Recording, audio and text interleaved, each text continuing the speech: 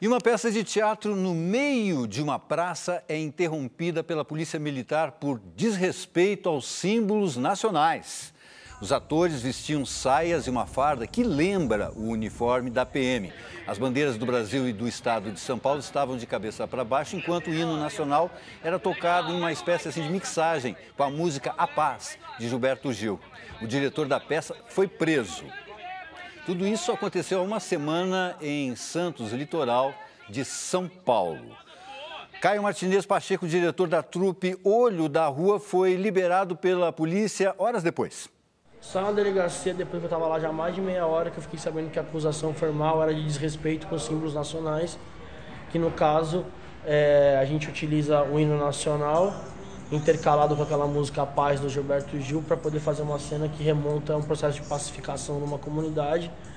E também a gente utiliza a bandeira do Estado e do Brasil hasteadas ao contrário, com uma crítica ao papel do Estado na sociedade no que tange os periféricos, jovens negros, que são números potencialmente altos de mortes pela polícia.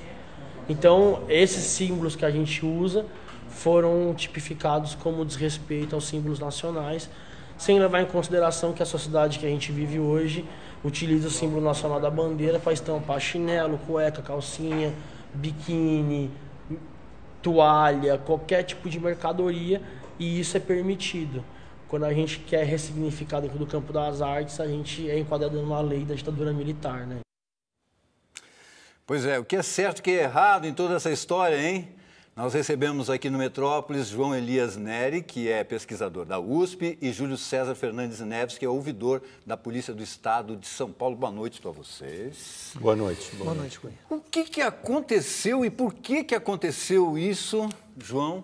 Essa é uma contradição histórica. A arte precisa de liberdade e quer criticar a tudo e a todos, né? Se a gente olhar a cultura brasileira, nós temos críticas ao governador, ao presidente, a nós mesmos da mídia, e isso é normal. Acontece que nos ambientes não tão democráticos, isso não é possível. Então, nós passamos por 2 ditaduras no século XX e isso ficou muito marcado. E é um resquício, a legislação ainda permite, e há pessoas que acham que podem interferir dessa maneira no campo da arte. Só para deixar claro, o Júlio é advogado, mas não é militar, inclusive, não pode ser militar para ser ouvidor da Polícia Militar. Não é? Perfeitamente. Existe essa lei ainda? Porque essa lei é da época da ditadura, né? do respeito aos símbolos nacionais. Existe uma contravenção no artigo 35 das contravenções, que é a respeito dos símbolos nacionais. Mas, a bem da verdade, na realidade, eles não foram... O Caio não foi detido e não pararam o espetáculo pelo fato ali da bandeira, dos símbolos. Até mesmo porque ali, naquela hora, eu fiquei sabendo, e isso daí está retratado em alguns lugares, que uma voz, no fundo, alguém fardado, falou o seguinte, falou assim, soltou a seguinte frase: esse espetáculo aí é uma ofensa para o país. Então, significa que aquele cidadão que estava fardado interpretou aquilo ali como uma coisa que ele não aceitava, né? Sim. Não aceitava. E a gente vê isso daí, na verdade, uma afronta para o direito de expressão. É uma coisa que não pode acontecer numa democracia, né? Claro. E realmente, são resquício aí da época da ditadura militar. Isso está claro e prova é que tipificaram depois para até ter mais alguma coisa, como resistência, quando não houve resistência, como desobediência, quando não houve desobediência. Esse espetáculo passaram em várias... Faz mais de um ano que está acontecendo. Teve em várias cidades do interior do estado de São Paulo, Birigui, Araçatuba. E teve com o apoio do próprio governo de São Paulo. Com o apoio do PROAC, do próprio governo do estado de São Paulo. E houve problemas em alguns lugares, mas não desse tipo que houve em Santos. Claro. Houve lá em Araraquara e aqui em São Paulo, mas não nesse tamanho, nesse nível. João, você acha que foi uma ação isolada, como algumas pessoas dizem? Não. É uma coisa estrutural, né? O Estado ele tem uma contradição. Você tem uma Secretaria de Cultura que vai dar valor à cultura e às várias expressões. Numa sociedade multirracial, multicultural como a nossa, há uma diversidade de expressões. E você tem o aparelho repressivo dentro do próprio Estado. Então, esse aparelho repressivo, na ditadura, ele estava organizado de uma determinada maneira, muitas coisas sobreviveram à ditadura e, portanto, essa contradição ela é aparente, porque, na verdade, é o papel do Estado, ao mesmo tempo fomentar a arte e, ao mesmo tempo, exercer o controle por meio dos aparelhos de Estado. O que se quer, muitas vezes, quando a gente vê declarações do governador de Estado, do secretário de Segurança Pública, é dizer, não, isso foi uma ação isolada de um grupo de policiais. Mas, na verdade, há tantas ações isoladas que a gente vê que, na verdade, não é isso. Existe uma contradição evidente entre o espaço da cultura, que a cultura não quer ser cerceada, ela quer expressar a sua crítica à sociedade, e o espaço de uma cultura tradicional, uma cultura política tradicional e muito centrada no autoritarismo, que é a cultura política brasileira. Você, como ouvidor, pode dizer para mim o que vai ser feito para que isso não se repita? Olha, o que tem que ser feito muita coisa para que isso não se repita, porque nós temos na Polícia Militar no Estado de São Paulo em torno de 90 mil homens, né? Mesmo não sendo, eu tenho certeza que não foi um fato isolado, até mesmo porque lá em Santos não foi a primeira vez que houve um caso desse. O próprio Caio retratou aí, o ator, o Caio, retratou que houve 5 casos anteriormente a esse, de um tempo para cá, não é?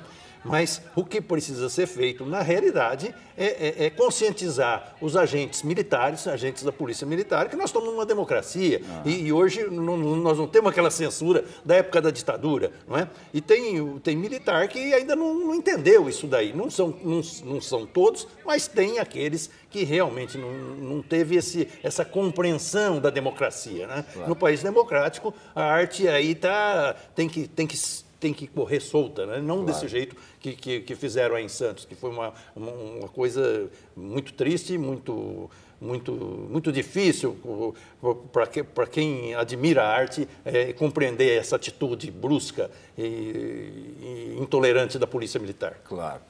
João, você é um pesquisador, um estudioso, pode falar muito bem para a gente da questão da censura que houve. Continua acontecendo ainda de alguma forma meio dissimulada, mas que era muito explícita durante o período da ditadura. A gente até pode colocar aqui um exemplo que ficou marcado na história do Brasil, que foi a censura aí por um grupo contra comunistas, paramilitares, né? Como é que era? Comando de caça aos comunistas. Comando de caça aos comunistas que invadiram a peça Roda Viva, em 1968, dirigida pelo Zé Celso Martinez Correia, e nós temos um trecho, vamos ver. É finita la sua canzone, vale retro, mas canzone que morra, que morra, que morra, que morra, que morra, que morra. A peça não tinha nada diretamente político. O que havia era uma montagem muito forte, era provocativa mesmo. E aqueles tempos eram duros, porque o AI-5, o ato institucional número 5, estava para estourar a qualquer hora. E estava em 68, e grupos de extrema-direita, paramilitares e tal, já estavam se preparando para partir para o pau. E aí entraram lá no teatro em São Paulo, bateram em alguns atores, a Marília Pêra, etc. e tal. Depois, em Porto Alegre, houve de novo a invasão do teatro. Mas eu tenho a impressão de que aconteceu com Roda Viva como poderia ter acontecido com qualquer outra peça. Pois é, só para lembrar, né, a peça Roda Viva do Chico Buarque, aliás, tudo que tinha o nome de Chico Buarque era censurado, praticamente censurado na época, tanto que ele usava muito codinomes, né? Nas músicas ele assinava como Julinho, da Adelaide, para que as músicas pudessem passar, porque senão a censura ia lá e já cortava imediatamente. Mas tinha muito paradoxo nessa censura, não tinha, João? Então, mas o Estado, ele não é uma entidade única, né? Ele tem vários aspectos. Na ditadura militar, você tinha basicamente a linha dura dos militares e os moderados. Então, você tinha uma luta entre esses dois campos. A linha dura usava, inclusive, coisas fora da legislação, né? Esses comandos e os paramilitares, eles não estavam dentro da lei. Mas dentro da lei, o Estado Nacional, o Estado de Segurança Nacional da ditadura, definiu legislações específicas para a censura. Então, houve censura ao teatro, à televisão, a livros. Então, há um conjunto, né, de milhares de obras censuradas em todos os meios de comunicação e todas as formas de arte que nós temos no Brasil. Mas tinham coisas assim muito interessantes no sentido assim, que eram paradoxais. O Dias Gomes lançava um livro que depois virou Roque Santeiro, vamos dizer assim, que é o berço do herói. O livro passava, mas aí a peça não podia ser montada. A novela era censurada. Então, é paradoxal e é bizarro, porque algumas coisas, assim, um livro não vai ser editado porque ele tem capa vermelha. Então, aí vai, Romeu e Julieta talvez não passasse porque tem a capa vermelha. Então, os critérios mudam, porque quem vai aplicar a legislação interpreta a sua maneira. E também tem uma coisa que já vem lá. Então, se você olhar pela história, o Dias Gomes era um conhecido comunista. Então, ele foi censurado, ele falou ao telefone com alguém, e aí esse alguém o Nelson Werneck Sodré estava censurado e pronto, aquilo vai ser censurado porque vai ser alguma coisa. Se você olhar pela história, o Graciliano Ramos, Jorge Amado, os artistas identificados com uma posição política diferente da do Estado sempre foram mais vigiados. Se não a sua obra, a sua atuação política. É o caso do Chico Buarque de Holanda, por exemplo, que nunca teve uma atuação política efetiva, mas a sua obra foi sempre censurada, até pelo Fernando Henrique Cardoso. Há de se lembrar. E de que forma que a polícia é orientada hoje em dia para as ações? Porque a gente vê aí que tem muito abuso, né? Principalmente o que chama mais atenção são nas manifestações, né? Hoje até tem dentro da corporação aquele cargo horário de direitos humanos, né? A gente reivindica que seja mais, que tenha mais aulas de direitos humanos no curso de formação, de graduação dos policiais.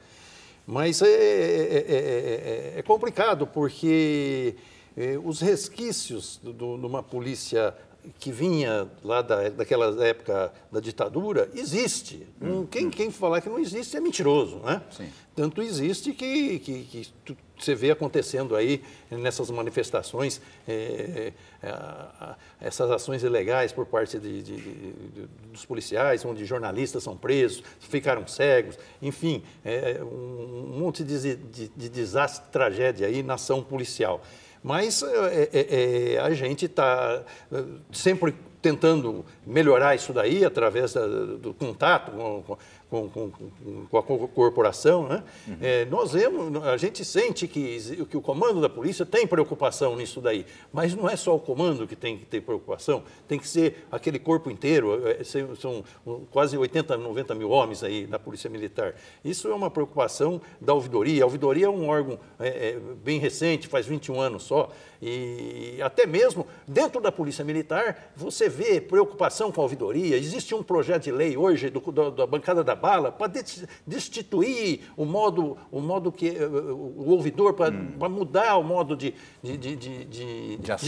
escolha do ouvidor. Para quê? Para que quem escolhe o ouvidor é o governo de plantão. Enfim, para o ouvidor ficar subserviente, ficar sim senhor, porque eles querem, né? E não conseguir cutucar. Né? Ninguém gosta de ser chamado a atenção, nem uma criança, nem um jovem, e muito menos um policial, mas às vezes tem necessidade, né? Tem necessidade.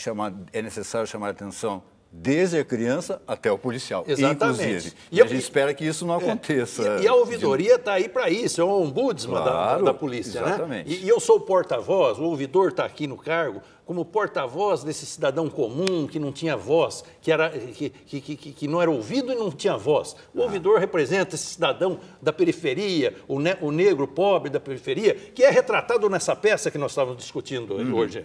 Retrata bem o que é esse cidadão que sofre, que morre lá na periferia e ninguém fala nada. Quando é aqui dentro no Jardim Paulistano, como houve aquela ocasião lá na época do Erasmo Dias, a sociedade aqui explodiu, né? Que eram aqueles 3 garotos do clube paulistano. Hoje a gente tem uma média de 800 jovens mortos aqui no estado todo ano e pouca gente reclama, fala alguma coisa, não apura, não depura, né? E nós estamos denunciando, a ouvidoria veio para isso. Ok. Bom, a gente espera que isso não aconteça, mas se acontecer de novo, nós aqui estaremos para falar e cobrar. Esperamos Okay? que não aconteça para o Metrópolis poder falar de arte. De arte de uma forma programa... muito mais agradável, Sim. né? Muito obrigado pela participação de vocês, então. Nós tá bom? agradecemos. Muito obrigado.